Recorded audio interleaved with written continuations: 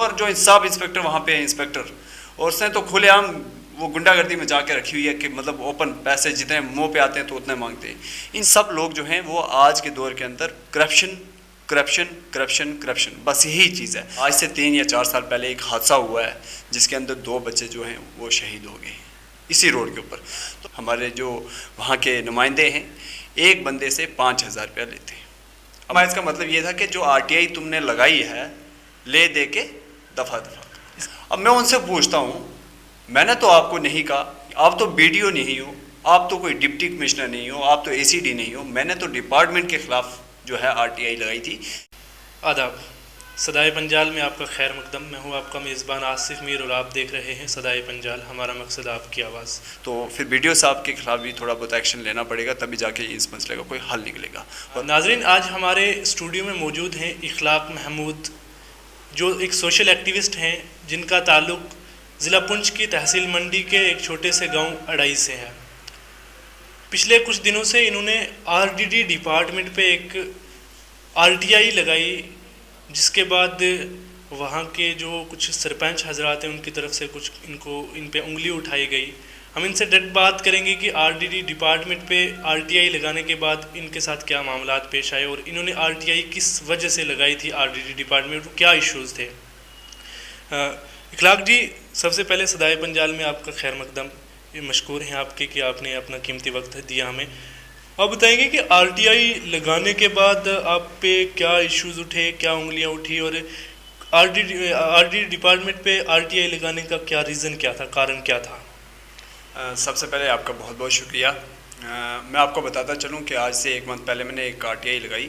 जो RTI लगाई मैंने वो RDD डिपार्टमेंट के ख़िलाफ़ लगाई थी, और उसमें मैंने इन्फॉर्मेशन मांगी थी कि आपने लास्ट 4 साल के अंदर जो अड़ाई है, विलेज अड़ाई हवेली, उसके अंदर जो जो आपने काम किए हैं उसकी इन्फॉर्मेशन दीजिए, जो मेरा राइट है। तो मैंने जब RTI लगाई, सबसे पहले मैंने BDO साहब को कहा, BDO साहब मेरे को जो है RTI के तहत जो इन्फॉर्मेशन है वो मेरे को प्रोवाइड की जाए। तो RTI जो हमारे BDO साहब थे उन्होंने मुझे ये कहा कि हमारे SO साहब के पास चले जाए। मैं गया उनके पास, उन्होंने कहा जी आप सेक्रेटरी के पास चले जाएँ। सेक्रेटरी के पास गया, सेक्रेटरी जो है वो मुझे कहने लगा कंप्रोमाइज़। अब मेरे को समझ नहीं आई ये कंप्रोमाइज़ क्या है। क्या कंप्रोमाइज़, क्या कहना चाह रहे थे वो? कंप्रोमाइज़ मतलब? कंप्रोमाइज़ का मतलब ये था कि जो RTI तुमने लगाई है ले दे के दफ़ा दफ़ा। ARTO ऑफिस है, वहाँ पे इतनी करप्शन है, इतनी करप्शन है कि वहाँ पे 4-4, 6-6 हज़ार रुपया लेते हैं। इसका मतलब कि उन्होंने ग्राउंड लेवल पे कोई भी काम किया हुआ नहीं था जिसकी इन्फॉर्मेशन वो देते, तो इस वजह से उन्होंने कहा कि कुछ ना कुछ एक वो पैसे ले दे के तो इस मामले को दफ़ा रफ़ा किया जाए ताकि पब्लिक के सामने सारी चीज़ें ना आए। जी, अब मैं वही बता रहा हूँ आपको। जब वो हुआ तो उसके बाद मैंने वहाँ की जो लोकल मीडिया थी उसके ज़रिए मैंने लोगों तक एक आवाज़ पहुँचाई कि हमारा जो डिपार्टमेंट है RDD, तो उसके जो काम है, मैंने जो उन्होंने एक मेरे को 14 एब्सेंट का जो 1 साल का जो BDO साहब ने मेरे को इन्फॉर्मेशन प्रोवाइड की, तो उसमें मैंने जब देखा जहाँ पे ग्राउंड के अंदर जाकर मेरे को जो उनके उस साल के अंदर 19 लाख रुपए का जो काम था वो हुआ था। जब मैं ग्राउंड के ऊपर देखा तो वो काम मुझे वहाँ पे बहुत कम मिला, 30 या 40%। तो मैंने मीडिया के अंदर कहा कि वहाँ पे जो है काम वहाँ पे नहीं हुआ है, तो लिहाजा जो डिस्ट्रिक्ट एडमिनिस्ट्रेशन पुंछ है वो एक कमेटी तश्कील करे और जायज़ा ले कि ये काम हुए हैं या नहीं हुए, क्योंकि 19 लाख रुपये का काम था 1920 सेशन में। तो उसके बाद क्या होता है कि जो अड़ाई के हमारे एक सरपंच साहिबा हैं, उनके जो घर वाले हैं, हस्बैंड, वो एक दूसरे दिन प्रेस कॉन्फ्रेंस देते हैं कि हमने ये काम किया, ये काम किया, ये किया। अब मैं उनसे पूछता हूँ, मैंने तो आपको नहीं कहा, आप तो BDO नहीं हो, आप तो कोई डिप्टी कमिश्नर नहीं हो, आप तो ACD नहीं हो, मैंने तो डिपार्टमेंट के ख़िलाफ़ जो है RTI लगाई थी कि आपने जो काम किया है वो कहाँ पे है। मैंने तो उनको, लेकिन उन्होंने बड़ा जो किया, चलो अल्लाह खैर करे, लेकिन मसला ये है कि अब वहाँ पे मेरे लिए मजबूरी क्या पड़ी RTI लगाने की। सबसे इम्पॉर्टेंट वहाँ पे आपको मैं बताता चलूँ, हमारे PMAY जो है 1,30,000 रुपया जो है वहाँ पे हर बंदे के अकाउंट में किस्त आती है, जिसमें फ़र्स्ट किस्त जो होती है वो 50,000 की होती है, और उस 50,000 किस्त के लिए हमारे जो सेक्रेटरी हैं, हमारे जो वहाँ के नुमाइंदे हैं, एक बंदे से 5,000 रुपया लेते हैं। अब मुझे नहीं समझ आ रही है इस चीज़ का 5,000, वो फर्स्ट किस्त के लिए कि अगर आपको पहली किस्त चाहिए तो आपको 5,000 रुपया देना पड़ेगा। अब वो नुमाइंदे जो हैं वो लोगों को ये कहते हैं कि हमें डिपार्टमेंट को देने पड़ते हैं। साफ साफ लफ्ज़ों में इसे रिश्वत कहा जाए तो बेजाना ना होगा। बिल्कुल, वो तो लोगों को ये कहते हैं कि चाय पानी, ठीक है। अब चाय पानी का मतलब यही हो गया कि रिश्वत, ठीक है। अब हमारी मंडी के अंदर इस वक्त जो लोग हैं वो काफ़ी बिलो पॉवर्टी से बिलोंग करते हैं। तो वो लोग ऐसे हैं कि जो दिन को मेहनत करते हैं और रात को खाते हैं। अब उनके पास एट अ टाइम 5,000 भी नहीं है। मेरे पास खुद जो लोग थे वो आए, मुझे कहते हैं कि मतलब अब आपकी पढ़ाई का फ़ायदा क्या हम लोगों को, कि आज भी हम लोग जो हैं दबे हुए हैं, हम लोगों पे चंद जो लोग हैं वो हुकूमत कर रहे हैं। मैंने कहा हुआ क्या? उन्होंने जब मेरे को तफसीलन बताई कि इस तरह से हमसे पैसे वसूल किए गए, तो मैंने कहा कि चलो मैं एक RTI के थ्रू मैं इन्फॉर्मेशन लेता हूँ, तो उसके बाद मैं बात करता हूँ। तो फिर मैंने जब वहाँ पे लगाई RTI, तो मेरे को वहाँ पे अब वीडियो जो है अभी 1 महीने से ऊपर हो गया है, अभी तक मेरे को इन्फॉर्मेशन फुल नहीं प्रोवाइड की गई। आज मॉर्निंग में भी मैंने उनको कॉल की, बट उन्होंने मेरी कॉल नहीं रिसीव किया है। तो ये हमारे वहाँ का डिपार्टमेंट का ये हाल है, RDT डिपार्टमेंट का स्पेशली। मैं आपको बताता चलूँ, 2009 के अंदर वो रोड जो है PMGSY के तहत बनी थी, लेकिन अफसोस की बात है कि 2014 के अंदर एक फ्लड आया। फ्लड में वो पूरी रोड जो थी बह गई। उसके बाद थोड़ा बहुत काम जो था वो हुआ, क्योंकि उस टाइम महबूबा मुफ्ती जी CM थे, पहुंचाए हमने मेमोरेंडम लेके जो उनके पास पहुंचे, तो उन्होंने 1 करोड़ कुछ समथिंग जो पैसा था वो थोड़ा बहुत लीज़ किया। लेकिन वेरी अनफॉर्चुनेट कि उसके बाद भी कोई काम जो है वहाँ पे नहीं हुआ। आज उस रोड की हालत ये है कि अगर हम डंगरों को चलाएँगे तो वो भी नहीं चल पाएंगे, इंसानों की तो बात बहुत दूर है। तो गाड़ियों का तो वहाँ पर चलने का मतलब चलती हैं, लेकिन बहुत मुश्किल से, रिस्क मतलब खुदा ना खास्ता। आपको एक चीज़ और मैं बताऊं, इसी रोड के ऊपर आज से 3 या 4 साल पहले एक हादसा हुआ है, जिसके अंदर 2 बच्चे जो हैं वो शहीद हो गए इसी रोड के ऊपर।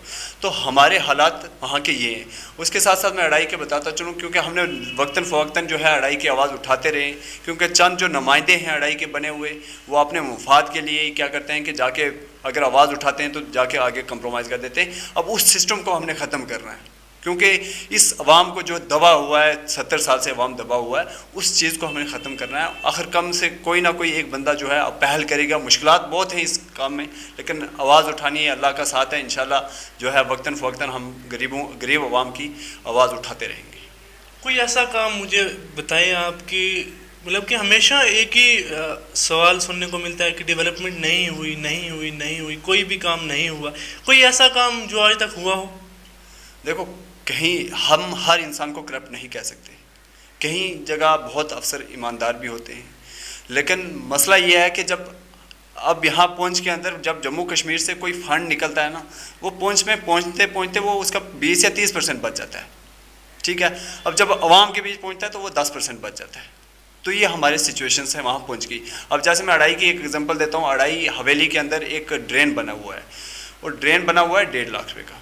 जब मैंने वहाँ पे खुद देखी जाके, तो मैंने उनसे पूछा कि ड्रेन कहाँ पे है, तो उन्होंने रास्ते वाली जगह बता दी कि ये ड्रेन है। मैंने कहा ये ड्रेन नहीं है। नहीं, हमारे पास जगह नहीं थी। तो हालांकि वो मेंबर भी हैं वहाँ के, हाँ जी हमारे पास जगह नहीं थी, इस वजह से हमने ये पैसा जो है यहाँ यूटिलाइज़ कर दिया। फिर मैंने उनको कहा कि आपने अगर पैसा जो है वो ड्रेन के लिए लिया हुआ है तो आप उसको यूटिलाइज़ कहीं और नहीं कर सकते हो। नहीं जी, हमने डिपार्टमेंट से बात की थी। मैंने कहा फिर ठीक है, डिपार्टमेंट से बात की तो हम डिपार्टमेंट से बात करेंगे जी। क्या लगता है कि आपने जो RTI लगाई है, जो आपके इश्यूज़ हैं, कब तक इन पे आपको इन्फॉर्मेशन मिल पाएगी? क्या लगता है आपको उनके रवैयों से, जो डिपार्टमेंट के आला अहदेदार हैं उनके रवैयों से क्या लगता है, वो इन्फॉर्मेशन प्रोवाइड कर पाएंगे या नहीं कर पाएंगे? मैं आपको बताऊं, अभी तक जैसे तो मेरे को लग रहा है कि उनके कान पे जूं भी नहीं रहेंगी है, क्योंकि बड़े प्यार से मैं उनसे बोल रहा हूं कि दे दें इन्फॉर्मेशन। नहीं देते तो चलो, मैंने कल गवर्नर साहब के जो एडवाइज़र थे RR, उनसे भी हमने बात किया है, लेकिन उन्होंने भी हमें एक आश्वासन यकीन दिलाया है कि बहुत जल्दी हम इस पर कमिश्नर से बात करके, तो डिप्टी कमिश्नर जो पहुंच है उनसे बात करके हम वहाँ पे एक कमेटी का मैं उनको नोटिफिकेशन दूंगा। तो उसके बाद हम डायरेक्टर जो थी RDT डिपार्टमेंट से, उनसे भी मुलाकात की है, तो उन्होंने भी हमें यकीन दिलाया है। पहले हम देखेंगे कि अगर हमें वीडियो जो मंडी हैं उन्होंने अगर इन्फॉर्मेशन दे दी, नहीं तो अदरवाइज़ हम उनसे वापस से रब्ता करके तो फिर वीडियो साहब के खिलाफ भी थोड़ा बहुत एक्शन लेना पड़ेगा, तभी जाके इस मसले का कोई हल निकलेगा। और आवाम जो दबी हुई है, जो RDT डिपार्टमेंट के जो अफसरान हैं, जो मुलाजम हैं, चाहे वो ऊपर वाली सतह पे हो चाहे नीचे वाली सतह पे हो, सब लोग जो हैं वो आज के दौर के अंदर करप्शन, बस यही चीज़ है। आज आपको मैं बताऊं, अगर SDM जो बाथरूम में उनका टोटल 12,000 रुपये आता है और उसमें भी 4,000 रुपये करप्शन। तो 8,000 रुपये में आप क्या वॉशरूम या कोई बाथरूम क्या बनाओगे? लोग इस चीज़ को नहीं कहते कि आप लोग, आज जब हम लोगों से पूछते हैं कि भाई आपसे कितने पैसे ले, वो कहते हैं जी हमारे पैसे नहीं, हमारे बाथरूम खा गए। ये हालात हैं हम लोगों के वहाँ पे। आज के टाइम में जो यूथ है, जो एजुकेटेड मतलब की यूथ है, आने वाले वक्त में कौम के एक सरमाया है। आने वाले वक्त में कौम को मतलब उन पे उम्मीदें हैं कि ये एक पढ़े लिखे नौजवान हमारी कौम का सरमाया है, हमें आगे आने वाले टाइम में ये एक आसानी दिलवा सकते हैं। आज के जो मंडी इलाके के यूथ है, जो एजुकेटेड यंग हैं, उनसे कोई मैसेज उनको देना चाहिए आज के मतलब इस हमारे सदाए पंजाल के प्लेटफॉर्म से उन यूथ को जो जिनको आवाम ने आने वाले टाइम में अपना एक सरमाया समझ के बैठे हुए हैं? मैं अपनी यूथ जो खासकर मंडी की यूथ है, आपकी वसादत से उनसे एक मैं अर्ज़ करूँगा कि खुदारा हम लोगों के साथ 70 साल से नाइंसाफ़ी होती रही। हम लोग उन लोगों को चूज़ करते रहे आज तक जो अपने घर बचते रहे, जो अपना पेट भरते रहे, जम्मू आते रहे और गुश्ताबे खा के वापस पहुँच चले रहे। किसी अफसर ने आज तक गरीब आवाम की आवाज़ नहीं उठाई अगर तो आपने चंद बंदों की उठाई, ठीक है, जो उनके खास थे। मेरी आवाम से, मेरी यूथ से गुजारिश है, मंडी की यूथ से, कि आप लोग खुदारा जो भी आपके पास आए उनसे पूछें। अभी मंडी के अंदर जो है वो मंडी के जो इलेक्शन हुए हैं, जो डीडीसी के इलेक्शन हुए हैं, उसके अंदर जो हमारी मंडी के अंदर लोगों को बेवकूफ़ बनाया कि आपको 370 और 35 को वापस लाएंगे हम, उसके लिए वोट कास्ट करो। लेकिन आपको भी बेहतर इल्म है कि 35 से और 370 जो है वो सुप्रीम कोर्ट में है, उसका फैसला जो है सुप्रीम कोर्ट करेगा। उसका ना हक फारूक अब्दुल्ला को है, ना किसी हायर अथॉरिटी को है, ना फिर जो है दिल्ली की सरकार जो हुकूमत है उसके पास है। मतलब लोगों को इतना बेवकूफ़ बनाया। अब हमारी कोशिश है कि आने वाली जो नस्ल है, कम से कम जो हमारे जैसे नौजवान हैं, वो इन लीडरों से पूछें कि आप लोग जब भी वोट मांगने आते हो, कम से कम उनसे इतना सवाल करें कि आप रखना मैनिफेस्टो क्या है आपके। क्योंकि हम लोग पिछले 70 साल से बेवकूफ़ बनते आ रहे हैं। हम लोग आज भी रोड, पानी, बिजली के लिए रो रहे हैं। अब हमें आज के इस वक्त के अंदर यूनिवर्सिटी, मेडिकल कॉलेज, इन चीज़ों के लिए बात करनी चाहिए थी, लेकिन अफसोस है कि आज भी हम इन्हीं बेसिक चीज़ों के लिए बात कर रहे हैं। हमारा हिंदुस्तान डिजिटल हिंदुस्तान बन चुका है, लेकिन आज भी हम किन चीज़ों में जो 70 साल पहले थे उन्हीं चीज़ों में। तो मेरी यूथ से, स्पेशली यूथ से एक गुजारिश रहेगी कि आप लोग आगे आएँ। आप लोगों की एजुकेशन यही है कि आप जो एजुकेशन आपने रिसीव किया है, अपने एजुकेशन जो हासिल किया है, उसका फ़ायदा लें। आपको फंडामेंटल राइट हैं, आपके फंडामेंटल राइट्स के आप जो हैं पूरा इस्तेमाल करें। आप अगर किसी के ख़िलाफ़ आवाज़ उठाते हैं, आप डर क्यों रहे हो? हक क्या है हमारा? हिंदुस्तान का जो कॉन्स्टिट्यूशन है उसने हमें राइट दिया है कि आप किसी भी ऑफिसर को कहीं भी आपके अपने हक के लिए आवाज़ बुलंद कर सकते हो। और मेरे जितने भी पुंछ के ऑफिसरान हैं, ख़ासकर मैं एक और चीज़ इसमें ऐड करूँगा, जो हमारा पुंछ ट्रांसपोर्ट ARTO ऑफिस है, वहाँ पे इतनी करप्शन है कि वहाँ पे 4-6 हज़ार रुपया लेते हैं एक इसका बनाने का, अपना लाइसेंस बनाने का, और एजेंट रखे हुए हैं। ये हमारा हाल है। और कोई भी वहाँ पे जो अफसर हैं उनको भी इस बात का बखूबी इल्म है कि यहाँ पे एजेंट है, लेकिन फिर भी उन पर कोई एक्शन नहीं हो रहा है। और RTO पुंछ अच्छे इंसान है वो, लेकिन इस चीज़ पे काम करना पड़ेगा। और जो सब इंस्पेक्टर वहाँ पे इंस्पेक्टर, और उसने तो खुलेआम वो गुंडागर्दी में जाके रखी हुई है कि मतलब ओपन पैसे जितने मुंह पे आते हैं तो उतने मांगते हैं। इन चीज़ों के ख़िलाफ़ लड़ना है तो यूथ को मेरी गुजारिश रहेगी कि हम सब मिल के अगर इन चीज़ों के ख़िलाफ़ लड़ेंगे तो इंशाल्लाह जो हमारे बुज़ुर्ग हैं, हमारे जो बड़े भाई हैं या जो भी बड़े हैं, उनकी जो दबी हुई चीज़ें हैं वो उनको हम खड़ा करेंगे, उनको हम सर उठा के चलने वाले बनाएंगे। इंशाल्लाह कोशिश हमारी रही रहेगी। शुक्रिया बहुत बहुत इखलाक जी हमारे साथ बात करने के लिए। नाजरीन, मिलते हैं फिर अगली अपडेट के साथ। तब तक के लिए अपने मेज़बान आसिम मीर को दें इजाज़त। अल्लाह हाफ़िज़।